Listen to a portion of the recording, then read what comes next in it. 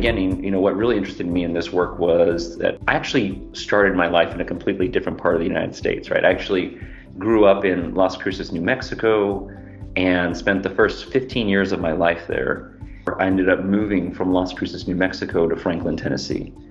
It felt like I had moved to another country. There was no one around me that was like me. No one had context for my culture. My culture was nowhere to be found. And what ended up happening to me was that I was actually placed in a different social space than I was before. In my community and in this new community that I found myself in, it was really the white students that were heralded as the ones that were worthy of investment. And it was one of those eye-opening experiences where you're like, well, these are the oppressive outcomes that people experienced when whole groups of people are being thrown away.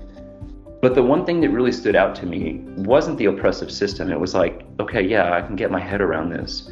The one thing that I couldn't get my head around was the fact that some people got out. It wasn't such an oppressive system that no light escaped. There was still some mechanism that allowed some people to navigate through that system and still be successful. And it wasn't that they were completely unscathed. And so what I really set out to do is I really set out to understand what was it that was transpiring in groups of individuals that allowed them to avoid or to navigate that system and be successful. And I ended up landing on issues of acculturation and looking and trying to understand the extent to which culture really served as capital.